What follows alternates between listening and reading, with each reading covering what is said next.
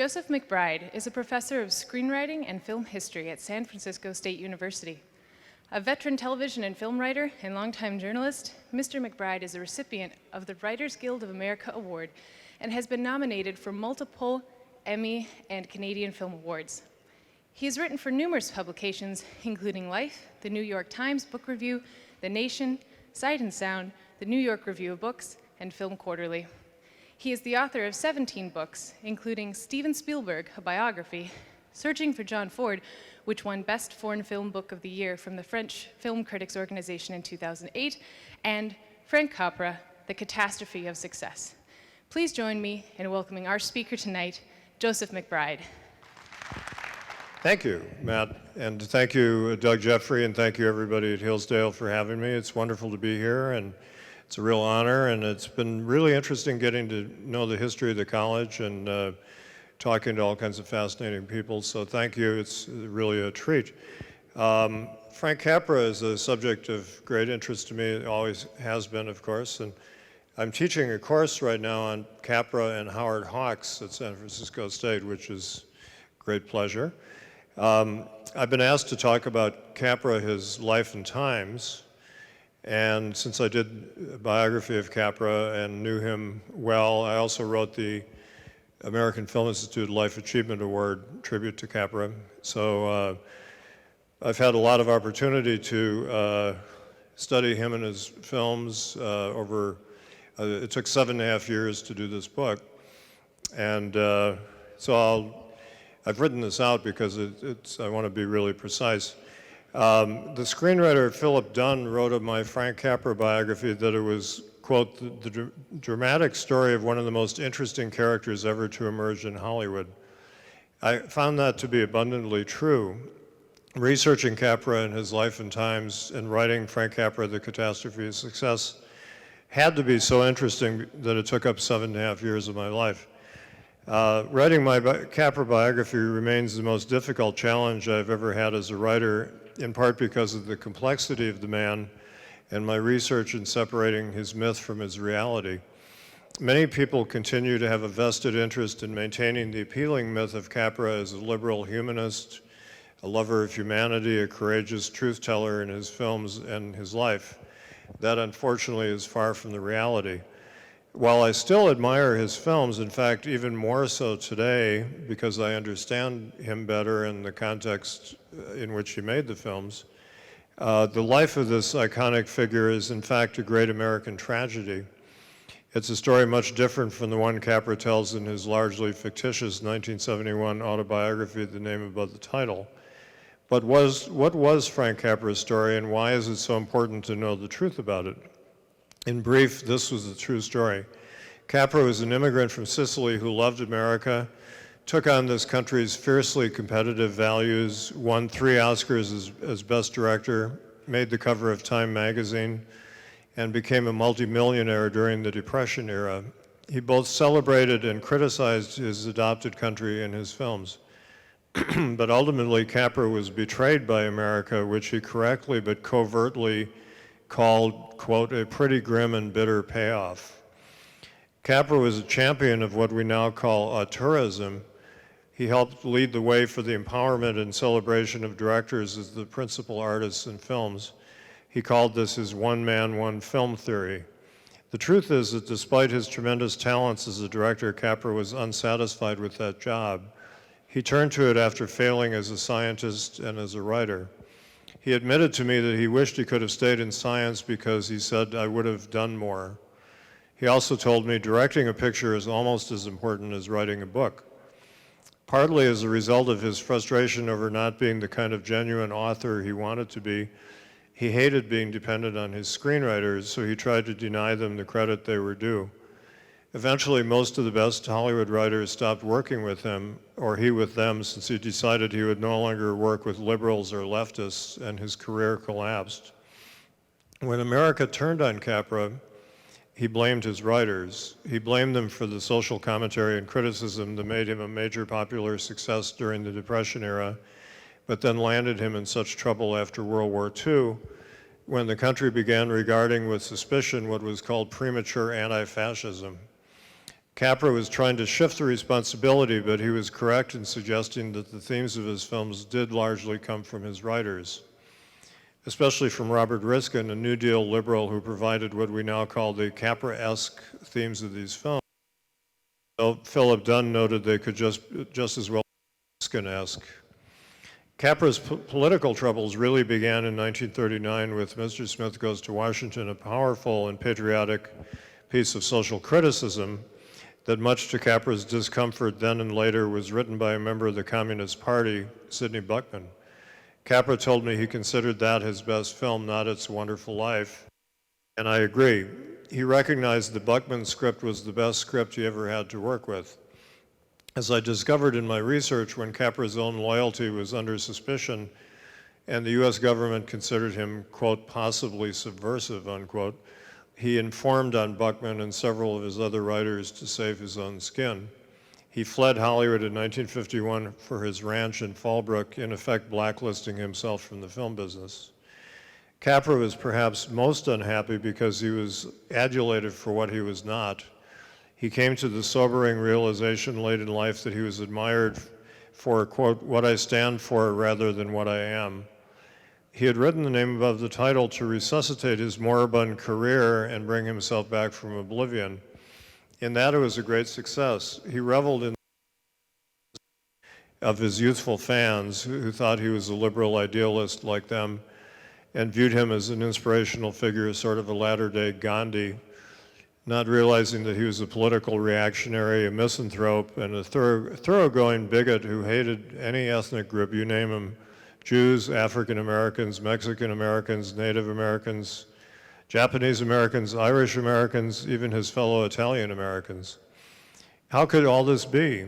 The answer goes back to Capra's tortured relationship with his writers.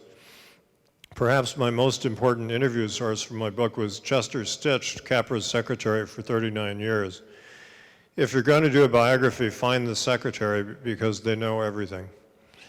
Chet Stitch told me that he thought what made Capra a great filmmaker was that in his prime he surrounded himself with colleagues of all different ideological persuasions. He had communists, he had liberals, he had conservatives, he had everything in between, and he would listen to them and absorb a range of viewpoints. Capra's use of such a diverse brain trust helped give the films this, although it also accounts for some incoherencies in his work, which expresses a complex and sometimes contradictory mixture of idealism and disillusionment toward the American social-political system. That blend of love and criticism toward his adopted country struck a chord with Capra's fellow Americans, important American direct troubled period when our political and economic system was in danger of collapse. Even though Capra told me he hated Franklin D. Roosevelt because he was a rich kid, Capra said, but probably more because of the high taxes of the Roosevelt era. And though Capra admitted in a secret document written for the US government in 1941 that he had voted straight Republican since 1920, which meant that he voted for Warren Harding, Calvin Coolidge, and even Herbert Hoover twice, Capra was regarded as the spokesman for the little guy, the common man in the New Deal era, a role he accepted and did little to discourage. Capra undeniably had his finger on the pulse of the American heartbeat in the 1930s, and the complex, often dark moods of his pictures from that period continue to resonate strongly with us today. And for all his weaknesses as a writer and a visual stylist and a muddled political thinker, Capra, most of all, was a brilliant director of actors who, even if he didn't love people in general, loved actors and managed to convey that love on the screen, making his audiences care deeply about his characters.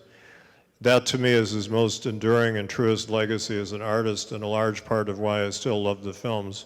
Just parenthetically, when I was talking to Chet Stitch about Capra's second wife, Lou, I asked what she brought to his life, and he said, well, she was very different from Frank.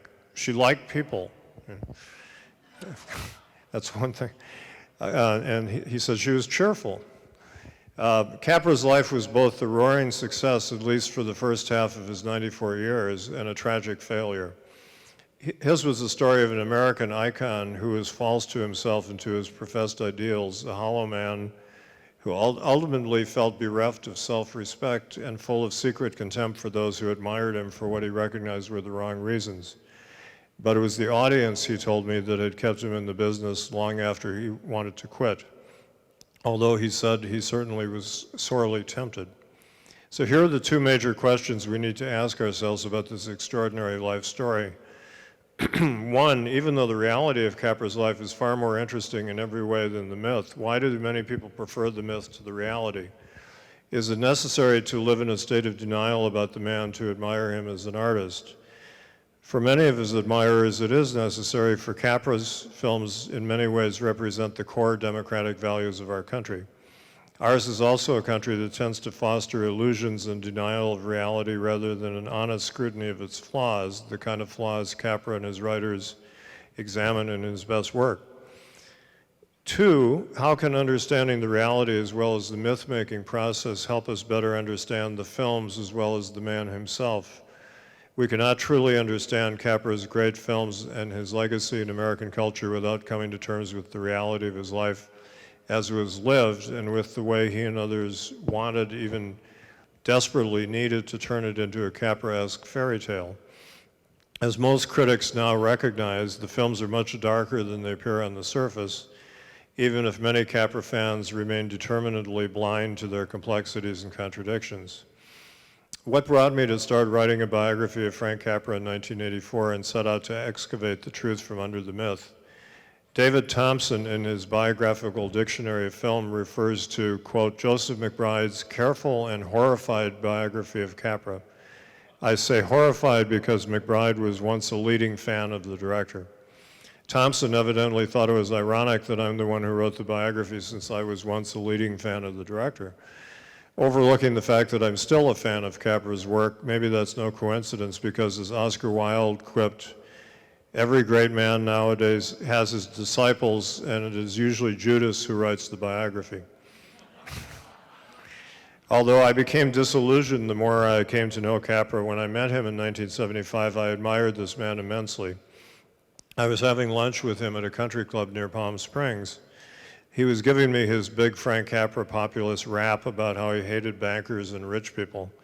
A man came over to the table and said, Frank, here are the pictures of you playing golf with President Ford. Capra said, wonderful, Jerry Ford is such a great guy. In one picture, President Ford was holding the pin for Capra as he was putting, and I thought, wow, that's the ultimate immigrant fantasy. The president's holding the pin for you while you're putting. Capra was so thrilled looking at those pictures. Then the man left and Capra turned to me and said, where was I? Oh, yeah, I was telling you that I've always had a hatred of rich people. And he continued without skipping a beat. And I suddenly realized he's not the man he pretends to be. There's a contradiction between the image and the man. He's not really a populist. He's someone who likes hanging out with the power structure. Or he's a schizoid character. So I made a mental note, find out more. Then I was asked to write the American Film Institute's Life Achievement Award special about Capra on CBS TV in 1982. I came to know him well as I helped him write his acceptance speech. I spent 2 months writing the speech with Capra and rehearsing it with him over and over. He appreciated the help and enjoyed the process. One revealing instance I probably should have put in my book. Capra brought me some notes from the speech in which he wanted to say, tonight I'm going to tell you the real secret of the whole thing. The art of Frank Capra is very, very simple. It's the love of people. And add two simple ideals to this love of people, the freedom of each individual and the equal importance of each individual, and you have the formula upon which I've based all my films. I read that over and said to Capra that it was fine, except wouldn't it be better to call it a principle rather than a formula? He eagerly agreed, so he called it the principle on which I based all my films. Part of me wishes I'd let him be more himself and admit to him the love of people was really just a formula. And while I was writing this show, I first had access to Capra's papers at Wesleyan University in Connecticut. What was most troubling to me as a Capra admirer was that his career collapsed so precipitously after World War II. I was wondering why, and all the books on Capra, including his autobiography, didn't really explain this. He made his last good film in 1946, It's a Wonderful Life, and from there on it was a headlong plunge into terrible filmmaking. I thought there had to be a story there. I've been a journalist since 1960, and I think of myself as essentially an investigative reporter. And what I found was a big story, one that everyone had missed for decades. When you write for a newspaper or a magazine, you have a few days or weeks maybe to write an article, but when you write a biography, you can spend years on a single story and do it right. Like almost everyone else, I had pretty much believed the name above the title, but I found strident aspects that disturbed me in there, some things that seemed jarring. In particular, there was a section about the early 1950s during the blacklist period when Capra was ranting against communists and he was sent by the State Department to India to propagandize against communists. That section was strange and discordant and unpleasant. But I thought when I get to his papers, I will look for the box from 1951. So I went to Wesleyan and asked him to bring me that box. Within 10 minutes, I had the basic story. But it took me 7.5 years to flesh out all the details. I had to do a great deal of research, interviewing people, going through all of Capra's papers, digging through other documents, and delving into government files, and getting U.S. Army intelligence and FBI files released, which in some cases took years of work by me and my attorney, Maurice L. Mealy. Basically, what I found at Wesleyan to reveal what happened was a document Capra had written for the U.S. government. In 1951, he was part of a top-secret think tank, Project Vista, to plan strategy for World War III. He was head of motion picture production and involved in psychological warfare. He had a security clearance, but it was taken away because he was accused of being a communist sympathizer. Some of the charges were frivolous, but one was particularly hard for him to answer because he couldn't really deny it.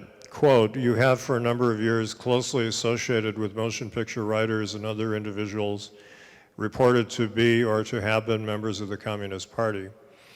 The reason Capra's films of the 1930s were somewhat liberal and filled with social criticism and populist in their viewpoint was that he worked with a lot of left-wing writers, including some communists and a lot of liberals, or what came to be called fellow travelers. All this made him suspect after the war, even though Capra was the most patriotic guy you could possibly imagine meeting. He loved America, and America had been very good to him, and he was deeply devoted to America. When he was accused of being a communist sympathizer and a subversive, he felt he had to write a long mea culpa proving he was a good American. Capra's defense against being called a subversive was that he basically told the government that the writers made me do it. You know, they brought this liberal point of view to my films. It wasn't my point of view. And in this self-justifying document, he informed on several of his writers, accusing them of being communists. When I began working on my book, that story was still unknown. Elia Kazan publicly informed and bragged about being an informer, declaring he did the right thing, and that's a major scandal even today, an ongoing debate about his morality and judgment. Capra turned in his writers in an attempt to save himself, and he kept that secret for a long time. It's an intriguing moral question. Who's worse, the man who informs and hides the truth, or the man who informs and brags about it? I'd say Capra was the better man, a deeper one, although a tragic figure, because he felt so ashamed of what he had done that he didn't want anyone to know about it until he gave his papers for public study at Wesleyan. And I was fortunate to spend a lot of time interviewing Capra while writing my biography, in effect hearing his confession about many aspects of his life. As much as he quarreled about various points with me, arguing about what I was learning and playing games with me to see if I could find out the truth he was trying to hide, at which point he would usually admit the truth, I believe he actually welcomed the opportunity to unburden himself to some extent in our sustained year of interviews. It's hard living a lie and somewhat liberating to let go of your false image. I realized the premises of Capra scholarship were all wrong because they were based on his autobiography. Some scholars today say, well, I didn't really believe it, but if you look at the earlier books on Capra, they mostly assumed he was a liberal and a New Deal sympathizer, a supporter. I found out that his book, when you investigate it, was almost a complete fabrication from start to finish. It was good discipline for me as a biographer to check every single fact and take nothing at face value. One of the things that did check out was his date of birth. I found out he actually told the truth about his age in the name above the title. But I took the precaution of getting Capra's birth certificate from Sicily to make sure. His book is essentially a novel about Hollywood, an engaging one, but a novel. As Will Rogers wrote in his autobiography, when you put down the good things you ought to have done and leave out the bad ones you did do, well, that's memoirs. We shouldn't believe in autobiographies in general. Most of them are basically self-defensive lies. But I believed it. I fell for it. I was like Lord Gainsford at the end of Capra's Lost Horizon. Somebody asks if he believes in Shangri-La, and he says, yes, I believe it. I believe it because I want to believe it. So I can understand why a lot of film critics were seduced by Capra's myth of this self-made man who rose to great success and was a social critic who made these sentimental films about the common man and became a multimillionaire in the process. They wanted to believe this very American fairy tale. But the world had missed the truth about Capra. Lytton Strachey, who's eminent Victorians, has taught all of us biographers a great deal, wrote, "A biographer has to attack his subject in unexpected places and to shoot a sudden revealing searchlight into obscure recesses hitherto undivined." There are many other enduring components to the myth about Capra. One of the strangest you keep reading even today is that he had a degree in chemical engineering from Caltech, or Troop College of Technology, as it was then known. I found out he didn't have a degree in chemical engineering, as he claims in his book. He had only a general Bachelor of Science degree. Why is that important? Why is that such a key component of his myth that people don't want to let go of it, even though I proved otherwise? Well, Capra claims in his book that even though he was a chemical engineer, he couldn't get a job in that field because it had largely dried up as a result of the First World War ending, so he drifted into filmmaking. Actually, he couldn't get a chemical engineering degree because his grades took a dive in his junior year due to a combination of personal factors. His father was killed in an accident, Frank got a girlfriend for the first time, etc. And his realization that he couldn't handle the advanced scientific courses, he needed to become a chemical engineer. Capra also makes up a story in his book about how he became a director without any experience by responding to what he called a column in a San Francisco newspaper in 1921 about a new film company.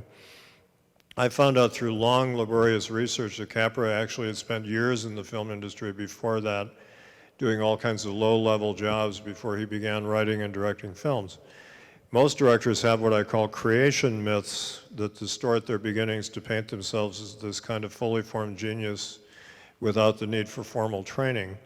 Many people find that romantically appealing. I find it far more inspiring to learn about someone whose first job in the film business was literally cleaning up the horse shit at a Hollywood comedy studio, as Capra finally admitted to me, went on to work his way up the ladder to becoming a director. That's a story of genuine achievement, not the contemptuous way Capra paints his supposedly casual entry into the business. He wrote it that way partly because he shared the attitude of his hardworking peasant mother, who he told me never understood why he made all that money for just sitting in a chair. After he showed her Mr. Smith Goes to Washington in an attempt to impress her, she asked him, "Well, Frankie, when are you going to get a job?" But the most serious myths surrounding Capra are those about his political beliefs. I found that Capra didn't actually believe most of what his own films were saying politically. My favorite example is that of his 1932 film American Madness. Columbia made that film about a populist banker who loans money on character rather than collateral, because the studio was largely financed by the Populist Bank of America, formerly the Bank of Italy. The Bank of America was in danger of going under, like so many other banks in that period before Roosevelt's election. The film, written by Robert Riskin well before Capra was assigned to direct it, serves as propaganda for FDR's argument that it was crucial to put your money in a bank to help keep money circulating rather than hoarding it, as so many people were doing out of fear. But at the same time, Capra was making American Madness to promote this enlightened capitalist message. He was hoarding most of his own savings at home under a mattress and in safe deposit boxes because he didn't trust banks enough to deposit his own money in his savings account.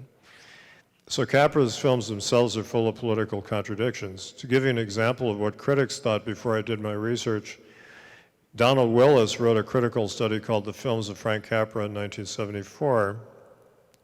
He wrote, depending on one's political point of view and on what Capra film or films or parts of Capra films one is talking about, Frank Capra as an advocate of communism, fascism, Marxism, populism, conservatism, McCarthyism, New Dealism, anti-Hooverism, jingoism, socialism, capitalism, middle-of-the-roadism, democracy, or individualism. Faced with this conundrum, Willis simply threw up his hands and wrote, "It's no accident that there are so many interpretations of the films. The composite Capra that emerges from these films is almost impossible to pin down politically. I myself think the Capra's films were basically not political." That's a misleading notion I criticized when I reviewed Willis's book for Variety. But I came to understand and sympathize with Willis's confusion because any given Capra film veers from far left to far right and back again in less than 2 hours. Nobody had made sense out of this. People didn't have the factual basis to write good critical studies of Capra because they didn't know the facts. Even people who worked with Capra were confused. I interviewed Katharine Hepburn, who starred in his 1948 political drama State of the Union, and I asked, "What do you think he was politically?" She said she assumed he was quite liberal. I said, "Did you know he disliked Franklin D. Roosevelt, who was your hero?" And she said, "Oh dear." In another telling example, you might wonder how Sidney Buckman, who wrote Mr. Smith Goes to Washington, could have been a member of the Communist Party when he wrote that great flag-waving patriotic film. The Communist Party during the Popular Front period had the slogan, "Communism is 20th century Americanism." They thought the best way to get people on the side of fighting fascism was to stress the ideas of the Founding Fathers into substitution, which was kind of a radical concept and still is today.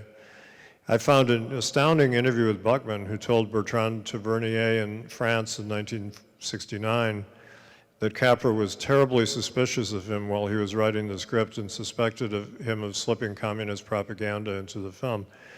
Buckman told Capra the theme of the film was that, quote, "It is necessary to maintain a vigilant attitude even when you think you're living in a democracy, that you should refuse to surrender even on the smallest things because their importance can be enormous." And he said, "That's my theme." Capra suddenly said, "Go get fucked with your theme." Buckman recalled, "It was so sudden that I was dumbstruck." Capra tried to catch himself by saying that he didn't believe that an artist had to have political or social preoccupations, that he should content himself with entertaining the public, etc. I told him, "How can you say that? You claim to admire Dickens. The slightest line of Dickens has a precise social meaning. Okay, he was anti-Semitic, but apart from that, he tried to fight poverty, the exploitation of the poor." Capra looked at me and said, "Are you a communist?" I answered him, "Are you a fascist?" And we left it at that.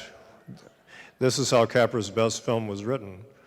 So how could Capra make Mr. Smith and American Madness and other films with such apparent passion and conviction when he didn't truly believe in what the films were saying? He gave an interview to Variety in February 1932 in which he said, "To evolve a great film out of the Depression. When that picture is made, it will inaugurate the cycle that follows in the wake of any successful film."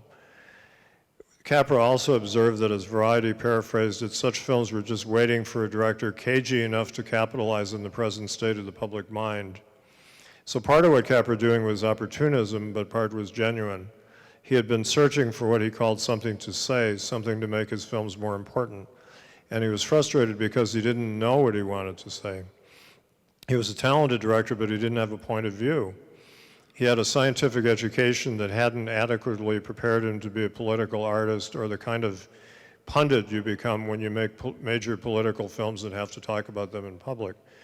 And he found what he wanted to say because he met this writer named Robert Riskin, who was a true liberal and a man of the people and had not turned his back on the people as Capra had. Riskin essentially gave Capra the social meaning of his films in the early 1930s. A lot of Capra worshipers don't like that I wrote that, but it happens to be true. Later, during the blacklist era, after Capra became scared about being accused of being a subversive, he deliberately said, "I'll never work with another liberal again because they'll get me in trouble." So he started working mainly with Miles Connolly, a rather insane right-winger who steered Capra off into his blinkered fantasies, many of which never got filmed. Connolly had been contributing to Capra films long before that. I found the shooting script of Mr. Smith with Capra's handwritten revisions. He had taken Buckman's script and with Connolly's nocturnal assistance had written in some right-wing lines here and there. Suddenly Jean Arthur will say something right-wing, and I'd wondered where this was coming from. Well, it came from Capra and Connolly, who were nervous about Buckman, so they stuck this stuff into the film. Connolly's 1928 novel, Mr. Blue, an allegory about a modern Christ figure, was a major early influence on Capra's thinking. You can find many of Capra's themes in that book. Capra's over-reliance on Connolly in his later years and Capra's growing obsession with trying to make films with overtly religious themes, such as The Life of St. Paul starring Frank Sinatra, that's a film I'd really like to see, were among the major reasons his career collapsed. But these were symptoms, not the actual disease. Capra accuses himself in his book of cowardice. He identified that cowardice as being afraid to gamble anymore and of losing his independence by selling his production company, Liberty Films, to Paramount. He didn't tell his readers why he sold out and how he, not Paramount, abandoned projects he had been working on with leftist writers he then informed upon, including Michael Wilson and Ian McClellan Hunter. He also informed on Buckman, Hugo Butler, Herbert J. Bieberman, and others. Capra didn't explain why he ran away from Hollywood out of fear. The opening line of Charles Dickens's David Copperfield is, "Whether I shall turn out to be the hero of my own life or whether that station will be held by anybody else, these pages must show." When I first read that line as a youngster, I thought it was the stupidest thing I'd ever heard. Who else could be the hero of your own life? But now I realize how profound that question is. And the hero of my biography of Frank Capra is not Capra, but Michael Wilson. That blacklisted writer Capra betrayed was the man who wrote the final draft of It's a Wonderful Life and wrote a screenplay of friendly persuasion for Capra, which Capra abandoned because of its pacifist theme. Michael Wilson was a man who stood firm for his principles and paid the price for upholding the constitutional right to freedom of speech and political beliefs. Those principles Capra's films supposedly uphold. Michael Wilson was the man Frank Capra should have been and wished he was but wasn't. Capra betrayed his own ideals and those of his adopted country, which helped make him what Philip Dunn called one of the most interesting characters ever to emerge in Hollywood. And Capra was racked with secret guilt. He was ashamed of what he had done. It tormented him and ate him up, made him into a different man. It made him hate Hollywood, and he was very angry toward the United States for betraying him after all he had done for our country. He was filled with self-loathing. I found a shocking letter he wrote in 1971 attacking his fans privately to somebody he knew, implying that he felt they're all a bunch of idiots, basically, because they believe all this nonsense that my films are saying, and they think I'm a wonderful guy, and they have no idea, and they're a bunch of fools. So he couldn't enjoy the success he had earned with the young left-wing or liberal people who rediscovered his films in the 60s and 70s because he secretly didn't believe in those films and he despised his admirers. To find the deepest roots of Capra's informing, I had to dig way back into his past. Graham Greene wrote, "In the lost boyhood of Judas, Christ was betrayed." So I set out to reconstruct that lost boyhood of Capra. Most film biographies until then barely bothered with the early years, skipping quickly past them and interviewing only movie stars, not civilians, as we call them. But I tracked down and interviewed many people who knew Capra in his youth, friends, neighbors, schoolmates. You couldn't do it today because they're all gone. I had to get the names and places of his youth from the 1910 US Census and other sources because Capra claimed he couldn't remember where he had lived. The story was very much different from the way he portrayed it sketchily in The Name Above the Title. He wrote that he lived in a sleazy Sicilian ghetto in Los Angeles, and he scorned ghetto dwellers as moochers. In fact, his was a multi-ethnic neighborhood of hardworking people who were bothered by what he wrote about them. The most formative period for his social viewpoint was at Manual Arts High School. His classmates, who included General Jimmy Doolittle, for example, were not a bunch of bums and outcasts, as he claims in his book. They were mostly middle-class WASPs. Going to Manual Arts was actually a step up the social ladder for Capra. I tried to find everybody I could who knew him as a boy, and I interviewed 18 people who went to high school with him. Capra tried to tell me, oh, high school was full, it was great, and the kids were great. I interviewed all these old people, and they said, yeah, everybody was wonderful, it was really nice. But most of them also said, I don't really remember Capra, which I found odd. A friend of mine wisely said, well, that's the story, isn't it?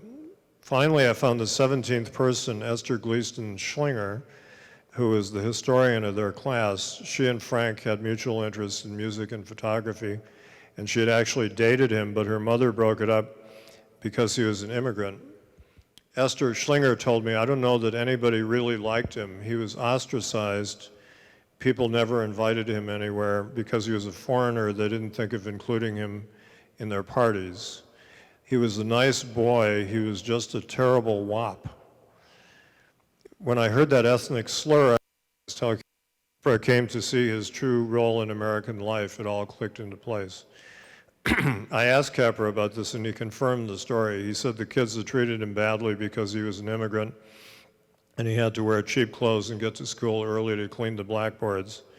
When I uncovered that part of the story, it gave me greater empathy for the way Capra had been treated and for the suffering and humiliation he went through as an immigrant in America.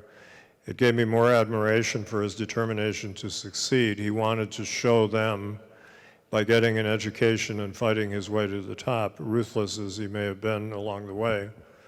What I was finding out kept deepening my view of Capra and showing me what a remarkably complex man he was, with all his faults and virtues and his emblematic qualities as an outsider to America who became one of our most passionate spokesmen, and then was kicked in the teeth by the country he loved.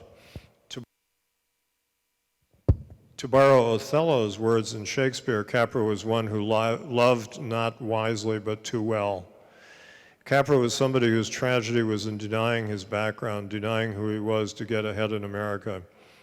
It was the time of the pernicious melting pot myth that discouraged pride in your ethnic roots, and Capra wanted to be more American than anyone else. Not only was he a bigot, he even despised his own family because they were immigrants who spoke with broken accents. So he rejected them, and he destroyed himself in the process. This is a cautionary tale. I believe that studying an artist's biography is important to understanding how his or her creative process and worldview were formed. That is not an entirely popular view. In academic film studies, biography is often viewed with suspicion, as is the entire idea of authorship, even though ironically many film studies courses are built around the work of auteur directors. And the biographical enterprise is also seen as suspect by some in the popular media who evidently prefer hagiography. Joyce Carol Oates coined that awful derogatory term, pathobiography. She thinks it's terrible that biographies dwell on people's flaws. That seems awfully naive to me. Who can I quote better than the subject of the greatest biography ever written, Dr. Samuel Johnson, who said, if a man is to write a panegyric, he may keep vices out of sight, but if he professes to write a life, he must represent it really as it was. And Lytton Strachey writes that the duty of the biographer is to maintain his own freedom of spirit. It is not his business to be complimentary. It is his business to lay bare the facts of the case as he understands them. So we need accurate portraits to be able to understand great artists and to truly understand Capra's films. And then we have the basis for writing good critical studies once we have the facts about his life and career. Ingmar Bergman said that what makes someone a great film director is that he or she has a personal vision. Capra had such a vision, but it was actually Robert Riskin's first, and to some extent Miles Connolly's. Capra blended their viewpoints and adopted that as his personal vision. My biographies of directors are both auteurist and anti-auteurist. It's been said they contain an unresolved tension because they debunk auteurism yet read the works as autobiographical. and I plead guilty to this. That's an accurate contradiction. I think that's part of the collaborative filmmaking process. You get things from all over if you're a filmmaker, and if you're a strong director, somehow make them your own and make them autobiographical. Capra was able to get his liberal themes from Robert Riskin exalting the common man, even if Capra himself had a reactionary wariness of the people en masse.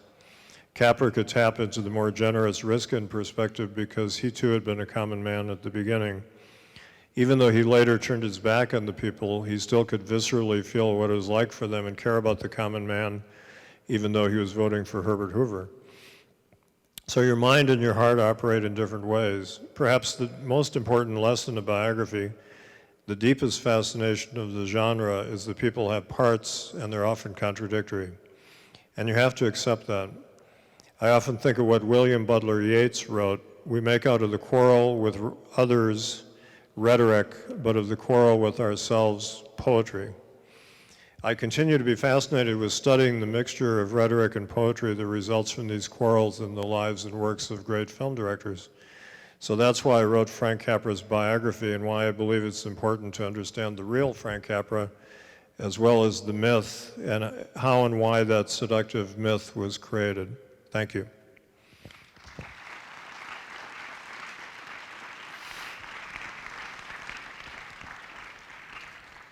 Thank you, Joe McBride. We have some time for questions. If you'd like to raise your hand, we have a microphone here and a microphone that'll be over here. Please raise your hand and stand up when the microphone is brought to you. And wait for the microphone to be brought to you.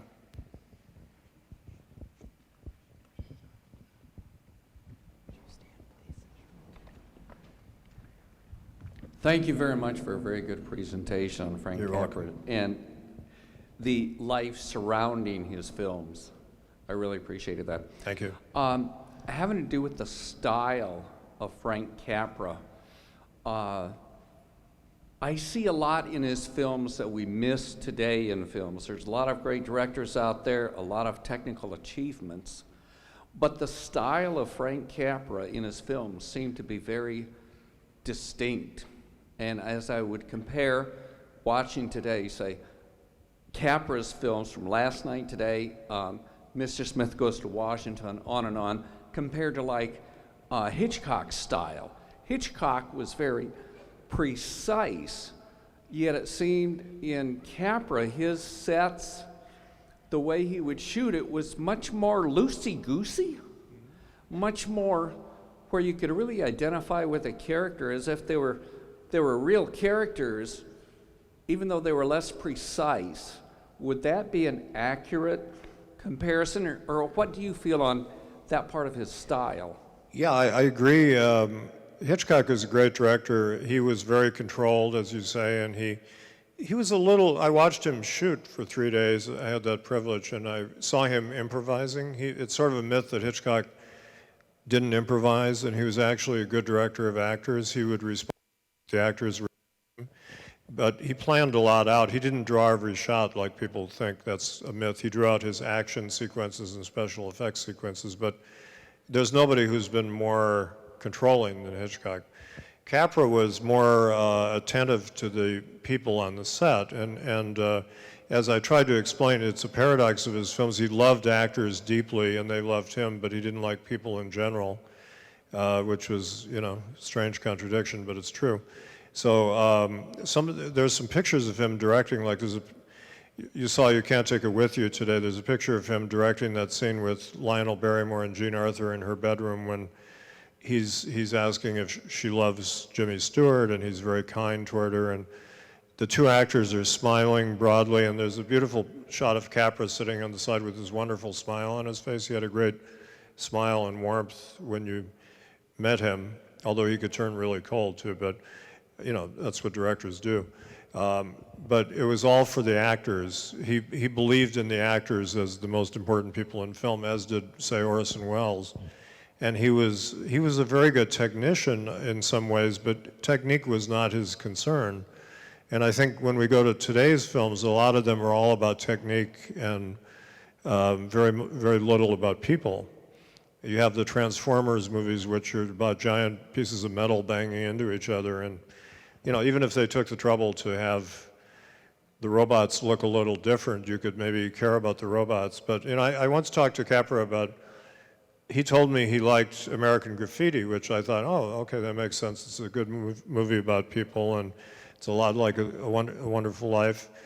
And then he said he liked Star Wars, and I said, well, wait a minute, I thought you said you like people movies and it's about robots. And he said, yeah, but the great achievement of that film was Lucas made the robots seem like people, you know. And so that's what you get from Capra films, that warmth and love of people that comes across between him and his actors. And there is a kind of a spontaneity, I think, where he would spot something happening with an actor and he would go for it and cut to a close-up. I see that in Truffaut's films as well, that suddenly there's a big close-up of somebody with a tremendous emotional reaction. I'll mention Barbara Stanwyck, who's one of the stars that he discovered, and she was the kind of actor who gave it all in her first take, and she was not so good in the following take. So as one of his crew members said, the first take with Stanwyck was sacrosanct. You had to get it. So you would have multiple cameras with her, and she would do some big emotional scene. And if you blew it, you were gone. Literally, there was a guy named Freddie Kafer who was a cameraman on Capra's film Rain or Shine, and they had a fire scene where a circus tent caught on fire, and Freddie Kafer was up on a platform with the camera, and the platform collapsed, and Freddie Kafer bravely threw his arms around the camera to protect the camera and went down with the camera and was very seriously injured and was in the hospital for an entire year. And then Capra rehired him to do a Barbara Stanwyck film, The Miracle Woman, which starts with her giving an impassioned sermon, and Freddie Kafer was one of the cameramen, and he missed, Capra would let Stanwyck not hit the marks, like some directors would insist you hit the marks, and she could move wherever she wanted according to her emotion, and you had to catch it. Freddie Kafer missed one of her moves, and Capra fired him. Kind of cold, as the members thought, but that's how important Barbara Stanwyck's emotions were to Capra. So everything was about the actors. He was not a particularly good visual stylist. If you look at his films before Joseph Walker came along, they're very undistinguished visually. And then after Joseph Walker, whose last film with Capra was It's a Wonderful Life, the films become very drab, and the cameraman of the film after that told me he was very frustrated because Capra would never talk to him about the visuals. He had no visual ideas, and his films became very mediocre after that. So it was all about the actors and the story and the message, you know. I hope that explains some of that. But Walker was a great cameraman, and as Leonard Maltin said, he ground lenses for his actresses. He was known as a great cinematographer of women. He made Barbara Stanwyck a star partly by understanding how to film this unusual-looking actress, and he made Jean Arthur a star with the beautiful lighting he did. And he had like 8 Jean Arthur lenses and 9 Barbara Stanwyck lenses, and amazing guy. So yeah, another question. That was a good question. Yeah. So I was just wondering, when he squealed on the rest of the liberal filmmakers, or not filmmakers, writers, I'm wondering, what were they doing that could get them in trouble besides potentially subversive films? And what happened to them? Did they get in any real trouble, or were they just watched? Yeah, well, the blacklist was intended to root out communist influence in Hollywood. And there were communist writers and some communist directors in Hollywood. They didn't have an awful lot of influence on content because the studios wouldn't let a communist film be made in Hollywood, you know. But they did put a certain liberalism and leftism occasionally in the films. Mr. Smith Goes to Washington is actually quite a strong criticism of corruption in our government, and you know, a ringing defense of our freedoms, which some people take for granted or don't like. You know, the First Amendment is not terribly popular today. So Sidney Buckman, the communist writer, helped put that into the film. But a lot of the blacklist was aimed at liberals, trying to scare liberals or people who flirted with liberal ideas. They blacklisted about 300 people, which means they couldn't work anymore. mostly communists or communist sympathizers who, very Kafkaesque, you could be accused of something without knowing who is accusing you or what you might have done. And you know, it's always been legal in America to be a communist or a member of any political party, as long as you don't try to overthrow the government. That's what the Supreme Court says you can't do. But you can speak your mind, say whatever you want, write whatever you want, and the marketplace will decide if they want to buy it.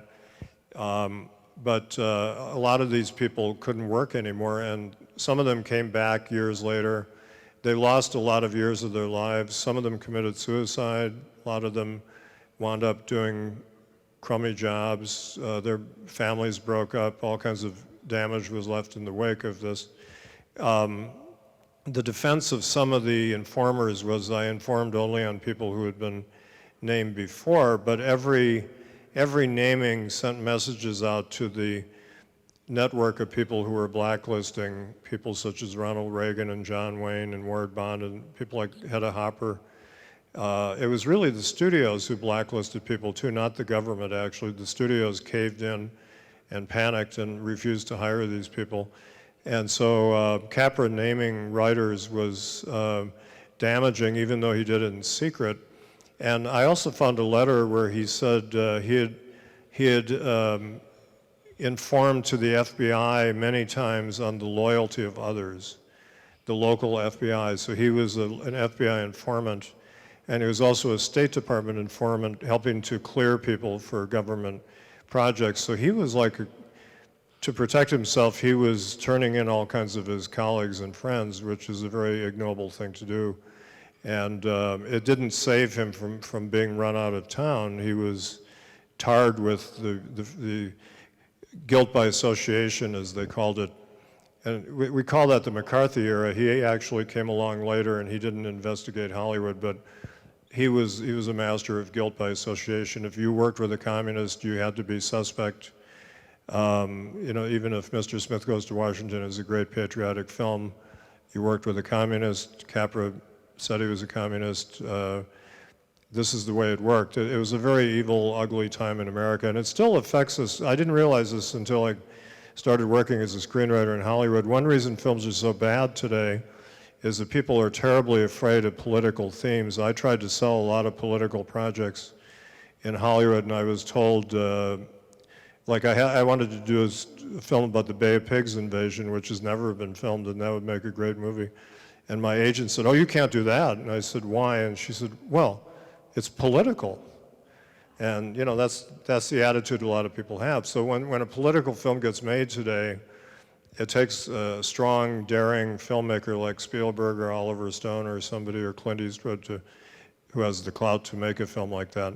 The films today are quite timid compared to the Capra films and the films that John Ford and other people made in the 30s and 40s, which was really a better period. So it's worth reading up on the blacklist. I would recommend Victor Navasky's book, Naming Names, if you want to read a good, you know, one-volume book that tells you a lot about the blacklist and all the complicated moral issues that were involved.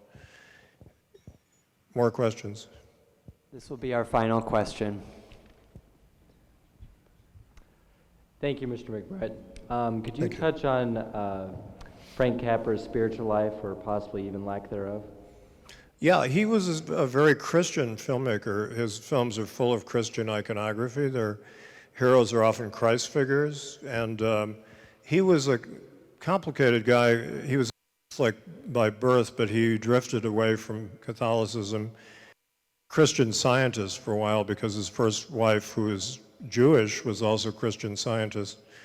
And then he, after the blacklist, he experienced a conversion. He was panicking because his values were in turmoil, and he went back to the Catholic Church in the 50s and married his wife in the Catholic Church, and he became very, very overtly religious. It was fine in Mr. Smith Goes to Washington, Mr. Deeds, to portray characters as Christ-like, sacrificial, noble figures who are crucified for their beliefs. That plays well dramatically, but what got Capra into trouble was he was trying to do a lot of religious kind of propaganda films which don't tend to get made in Hollywood. They were making Bible movies and lives of certain saints and stuff, but I read all of these projects, and they're almost all really awful, unfortunately.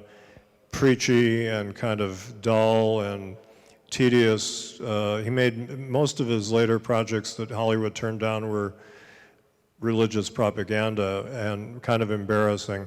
There was one that I liked called The Carpenter of God that he commissioned John Fante to write, who's a very good writer. It was about Saint Joseph, my namesake.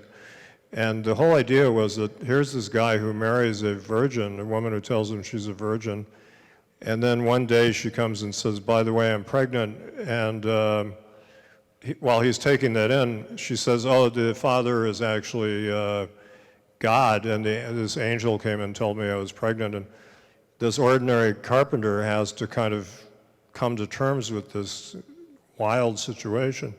And so it was a very, not a satirical film, but it was a serious film about what an ordinary person might do in a situation like that. Do you believe this, or how do you handle this, you know? And it was a really interesting film. And he wanted to make it as a television movie starring Danny Thomas, who, you know, might have been good. But the Legion of Decency had to pass on those things, and the Monsignor who passed on these films said, in no way can you do this because this sheds doubt on the virgin birth, you know, and that's unfortunate. Here Capra was trying to make a, you know, serious religious film and shot down by the Catholic Church, but the studios weren't going for his Life of St. Paul with Frank Sinatra, which, as I say, would have been a one-of-a-kind film. Frank Sinatra was kind of like St. Paul in some ways. He was a sinner, and it would have been a rat pack religious movie, I think. And then he wanted to make a movie with Elvis Presley, which was where Presley would become a political demagogue. This rock singer was used as a demagogue, and that would have been an interesting script, but Presley's manager, Colonel Parker, said, in no way we're going to have Elvis be a fascist demagogue, you know. So some of the Capra later films would have been interesting, and he was trying, but it's a terribly frustrating record to read all these things. I can't believe I actually read 11 drafts of Marooned, for example, which Capra was going to direct, and Jimmy Stewart turned him down. That was kind of the end for Capra when he offered Jimmy Stewart, whose career he had made, an important part in Marooned, and Jimmy Stewart turned him down, and Capra's diary says, I went to bed for the day. And I asked Jimmy Stewart about this, and he said, oh, I don't remember that, you know.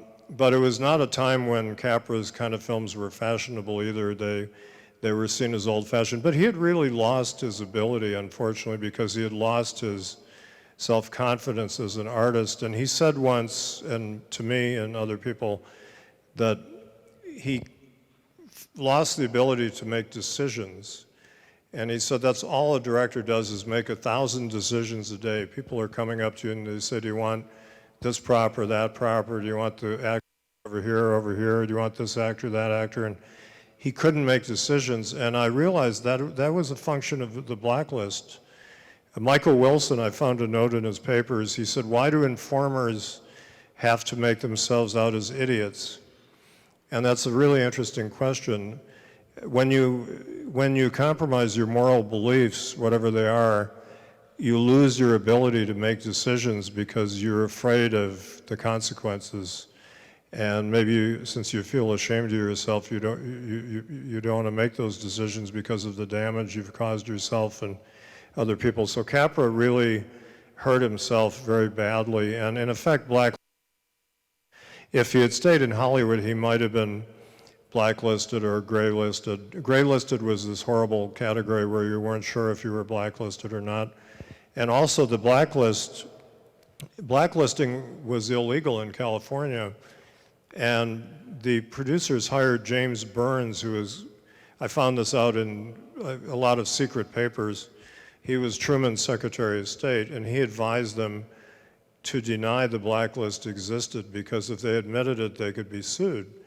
So they said there is no blacklist. So it's like Holocaust denial. It's bad enough being a Holocaust victim, but to be told that the Holocaust didn't happen is another horrible blow. As late as the 1970s, Ronald Reagan did an interview for a film, and he said there was no such thing as the blacklist in Hollywood.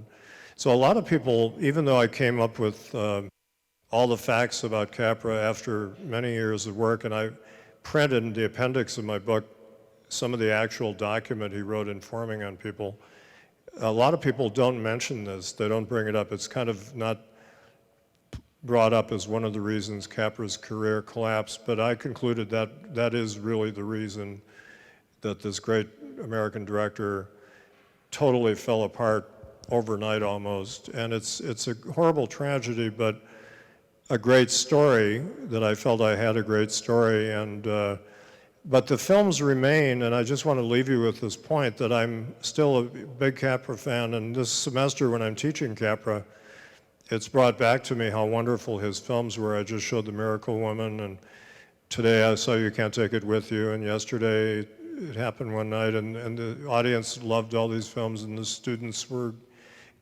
really into the films. They play well for people who weren't born way back then, and as Leonard Maltin said, the jokes are still paying off at the same places where Capra put them in the films. And there's a real warmth and humanity in these films that we can learn from. So even though his life was half a success and half a failure, the successes were many and wonderful, and so we cling to the great works that he left behind us. And I would recommend Mr. Smith Goes to Washington and Mr. Deeds Goes to Town, and his early Columbia films are wonderful too, all different kinds of films before he discovered what it was to be Capra-esque.